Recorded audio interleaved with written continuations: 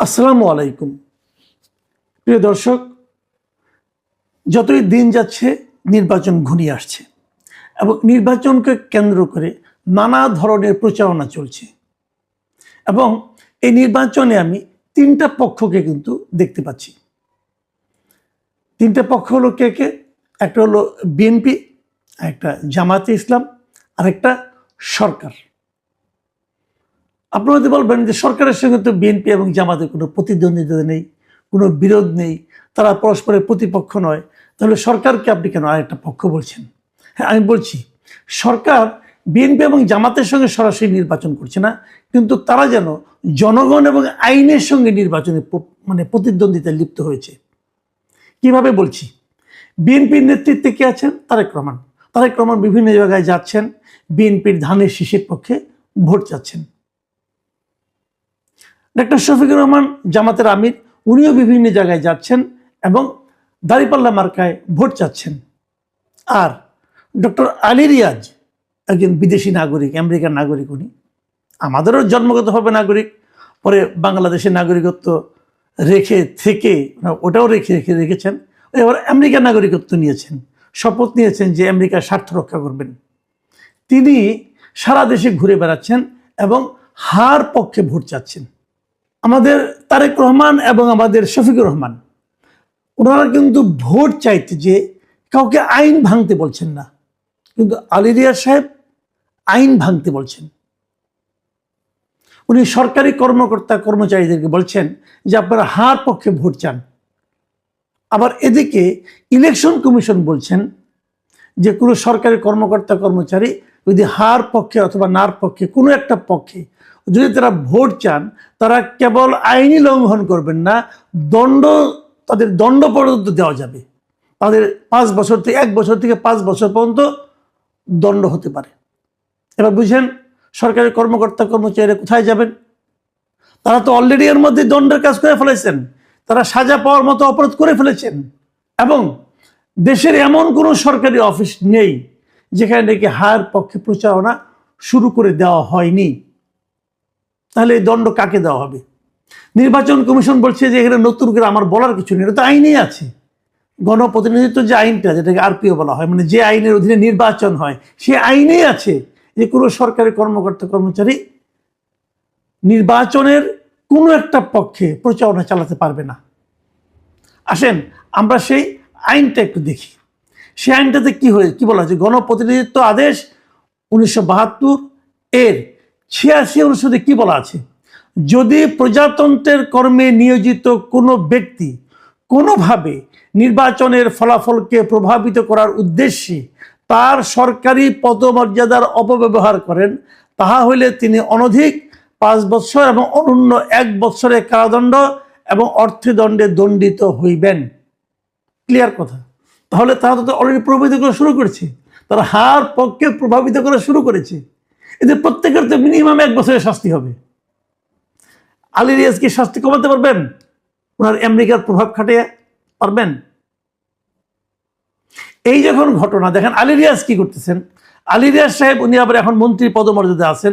উনি দেখেন ওনার, আমি গতকাল 3 দিনের একটা ইতিহাস দিচ্ছি আপনি, 3 দিনের ওনার অকর্মকাণ্ড।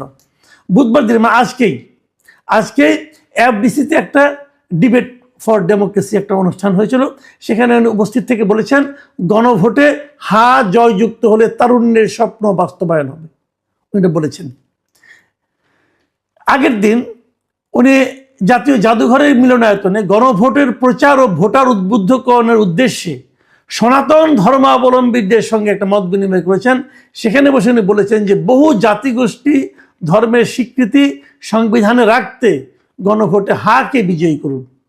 উনি প্রচার চালিয়ে যাচ্ছেন। কিন্তু তারপরে উনি শনিবার দিন সিলেটে বিভাগীয় ক্রীড়া কমপ্লেক্সে বিভাগীয় কমিশনারের কার্যালয়ে একটা গণভোটের প্রচার ও উদ্বুদ্ধকরণের অনুষ্ঠান হয়েছিল। সেখানে উনি বলেছেন ব্যক্তির একক ক্ষমতা নিয়ন্ত্রণে হা ভোট দিন, উনি এগুলি বলছেন। ইন্টারেস্টিং হলো এগুলো হয়তো উনি বলছেন, এখানেও আইন ভঙ্গ করছেন উনি। তারপরে আমি ধরে নিলাম উনি উপদেষ্টা, উনি এটা বানিয়েছেন, ওনার খুব আবেগ আছে পেছনে, ঠিক আছে মানলাম। কিন্তু প্রত্যেকটা জায়গায় উনি কিন্তু প্রচারণা চালানোর জন্য সরকারি কর্মকর্তা কর্মচারীদের নির্দেশ দিয়েছেন।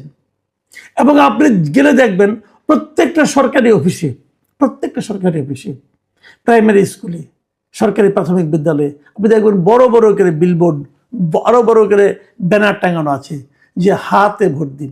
করলেনটা কি? আমি যে গণপ্রতিনিধিত্ব আদেশের কথা বলছি, নির্বাচন কমিশনও কিন্তু এই ব্যাপারে এখন মুখ খুলতে শুরু করেছে। গতকালকে আমি দেখলাম কালের কণ্ঠে দুজন নির্বাচন কমিশনার বলেছেন, তাদের দুজনের বক্তব্যের উপর ভিত্তি করে কালের কণ্ঠ একটা নিউজ করেছে, এবং সেই নিউজের শিরোনাম হলো সরকারি চাকুরেরা কোনো পক্ষ নিতে পারবেন না। এবং সেখানে ওনারা যাকে বলেছেন নির্বাচন কমিশনার আব্দুর রহমানুল মাসুদ, তার সঙ্গে আলাপ করেছেন। এবং এই ভদ্রলোক কি বলেছেন? এই ভদ্রলোক বলেছেন যে সহকারী রিটার্নিং অফিসার, প্রিজাইডিং ও পোলিং অফিসার তো বটেই, কোনো সরকারি কর্মকর্তারা হার পক্ষে দেন বা ভিড় বিপক্ষে না ভোট দেন এটা বলতে পারবেন না, এটা একেবারেই নিষেধ। এবং তিনি আবার একটু মাঝখানে একটু আপোষ করার চেষ্টা করেছেন। উনি আপোষ করে ওনাকে প্রশ্ন করা হয়েছিল যে তাহলে যে উপদেষ্টারা করছেন তার কি হবে, তখন তিনি সেটাই ব্যাখ্যা দিয়ে বলেছেন যে আপনারা হয়তো প্রশ্ন করবেন উপদেষ্টা মহোদয়রা তো ভোটের পক্ষে প্রচার করছেন। আমি বলবো উপদেষ্টা মহোদয়রা সরকারি চাকুরে নন, তারা পাবলিক সার্ভেন্ট। আমি এখনো বুঝি নাই যে সরকারি চাকুরি আর পাবলিক সার্ভেন্টের মধ্যে পার্থক্যটা কি। যাক, উনি বলেছেন, শুনি কি বলেছেন। উনি ব্যাখ্যা দিয়েছেন গভর্নমেন্ট সার্ভেন্ট বা প্রজাতন্ত্রের কর্মচারী নন, কাজেই উপদেষ্টারা গণভোটে হার পক্ষে বলতে পারবেন।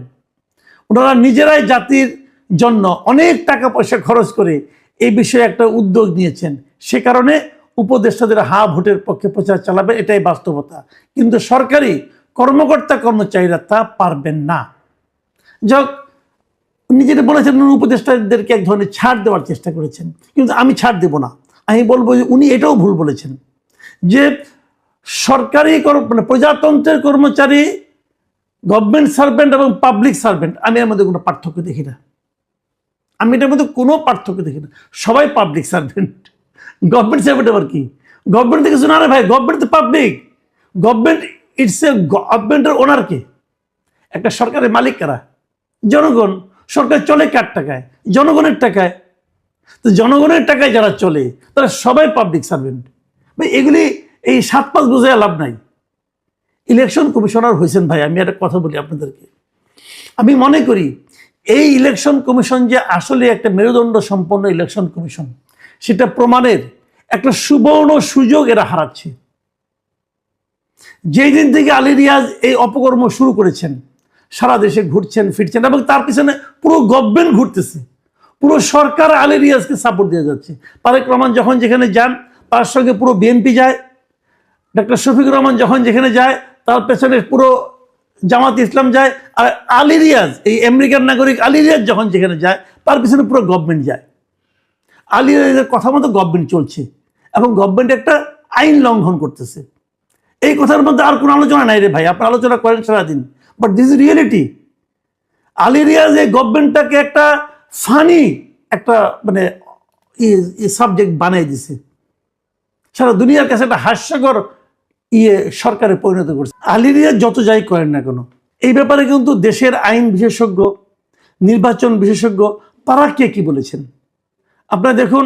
অলরেডি কিন্তু বিশিষ্ট আইন বিশেষজ্ঞ যিনি আছেন ডক্টর শাহাদিন মালিক, তিনি বলেছেন যে এই বিদ্যমান আইন অনুসারে উপদেষ্টারা গণভোটের হার পক্ষে প্রচার চালাতে পারেন না।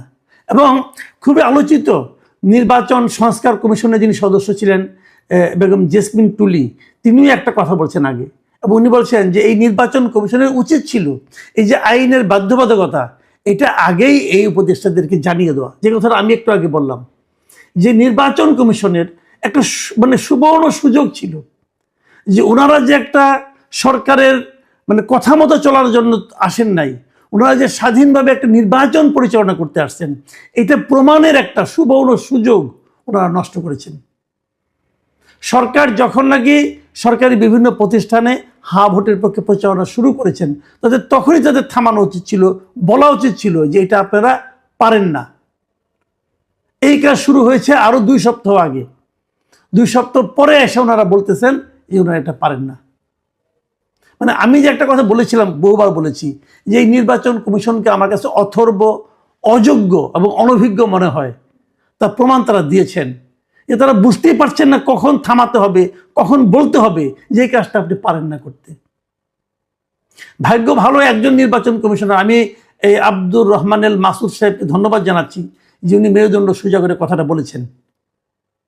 আমি মনে করি এখন এই ব্যাপারে সরকারের নির্বাচন কমিশন সতর্ক হওয়া উচিত এবং প্রত্যেকটা সরকারি অফিস থেকে সেই বিলবোর্ড এবং যত ফেস্টুন আছে, ব্যানার আছে, সব নামানো উচিত এবং এগুলির পিছনে যে খরচ হয়েছে সেই খরচ আলী রিয়াজের কাছ থেকে আদায় করা উচিত। দেশটাকে সবার সামনে হাসির পাত্র বানানোর যে প্রবণতা এই ডক্টর আলী রিয়াজ শুরু করেছেন, এটা থামানো উচিত। ওনার তো কিছু যায় আসে না, উনি তো আমেরিকান নাগরিক। আমরা মানুষের কাছে বেজ্জতি হলে ওনার কি যায় আসে? উনি একের পর এক আইন ভেঙে চলেছেন। প্রিয় দর্শক, আমি শুরুতে যেটা বলেছিলাম যে আসলে তিনটা পক্ষ দেখছি, একটা বিএনপি তারেক রহমানের নেতৃত্বে, আরেকটা জামাতে ইসলামী সেটা হলো আপনার ডক্টর শফিকুর রহমানের নেতৃত্বে, আরেকটা হলো সরকার, এই অন্তর্বর্তীকালীন সরকার ডক্টর আলী রিয়াজের নেতৃত্বে। এই ত্রিমুখী হচ্ছে সরকারের ভাব দেখে মনে হচ্ছে জাতীয় নির্বাচন তাদের কাছে কোনো ইস্যু না। তাদের জীবনমরণ সমস্যা হচ্ছে এখন হা ভোটকে জয়যুক্ত করানো। অদ্ভুত। প্রিয় দর্শক, এখন এ পর্যন্তই। আল্লাহ।